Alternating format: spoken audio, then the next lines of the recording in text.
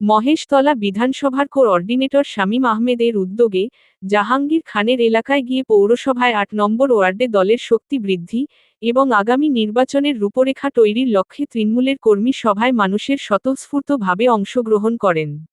2026 হাতে গোনা আর মাত্র কয়েকটা মাস তারপর বিধানসভা নির্বাচন, আর সেই নির্বাচনকে সামনে রেখে মহেশতলায় ফলতা ও বোজবজ বিধানসভার পর্যবেক্ষক জাহাঙ্গীর খানের এলাকায় গিয়ে তৃণমূল দলের শক্তি আরও বৃদ্ধি এবং আগামী বিধানসভা নির্বাচনের রূপরেখা তৈরির লক্ষ্যে মহেশতলা পৌরসভার ৮ নম্বর ওয়ার্ডে তৃণমূল কর্মী সমর্থক ও স্থানীয় নেতৃত্বদের সঙ্গে নিয়ে এক জরুরি আলোচনা সভা করেন।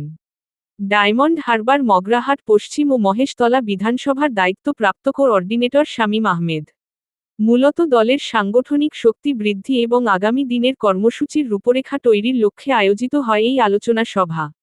স্থানীয় নেতৃত্ব এবং ব্লক স্তরের কর্মীরা এই সভায় উপস্থিত থেকে মানুষের স্বার্থে সরকারের উন্নয়নমূলক বার্তা পৌঁছে দেওয়ার উদ্যোগ নেন শামীম আহমেদ। সভার মূল লক্ষ্য হল তৃণমূল স্তরে দলের সংগঠনকে আরও মজবুত করা। আজকের আমাদের চারখানা মহেশতলা বিধানসভার মধ্যে চারখানা ওয়ার্ডের আর কি কর্মী সভা আছে, হয়ে গিয়েছে 20 হলো, 21 হলো, এরপরে আছে আমাদের 8, তারপরে হচ্ছে 13। আজকে মেনলি আপনারা জানেন আর এক সপ্তাহের মধ্যে আমাদের 2026-এর বিধানসভা ইলেকশন যে কোনো মুহূর্তে ডিক্লেয়ার হতে পারে। তো আমরা আমাদের কর্মীদের নিয়ে ইলেকশনের পারপাসে কোথাও কি মানে বুথগুলোর কি সাংগঠনিক সিচুয়েশান আছে, কি করলে ভালো হয়, তাদের কাছ থেকে আমরা শুনে নিলাম আজকের কর্মী সভার মাধ্যমে। এই জন্য আপনারা জানেন মহেশতলার মাটি বরাবরই তৃণমূল কংগ্রেসের ঘাঁটি।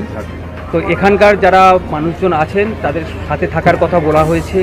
সঙ্গে থেকে মাননীয় সাংসদ শ্রী অভিষেক বন্দ্যোপাধ্যায় যা ডেভেলপমেন্ট করেছে সেই ডেভেলপমেন্টের কাজ এবং আমাদের মাননীয় মুখ্যমন্ত্রী মমতা ব্যানার্জির যে প্রকল্পগুলো জন উন্নয়নমূলক আছে সেগুলো বাড়িতে বাড়িতে গিয়ে প্রচার করার কথা বলা হয়েছে। না, প্রার্থী তো আমাদের জানেন আপনারা যে আমাদের সর্বোচ্চ নেত্রী মমতা বন্দ্যোপাধ্যায় এবং আমাদের সাংসদ শ্রী অভিষেক বন্দ্যোপাধ্যায়ের নেতৃত্বে যাকেই ক্যান্ডিডেট করবে মহেশতলার মানুষ তাকেই ভোট দিয়ে যেতে হবে।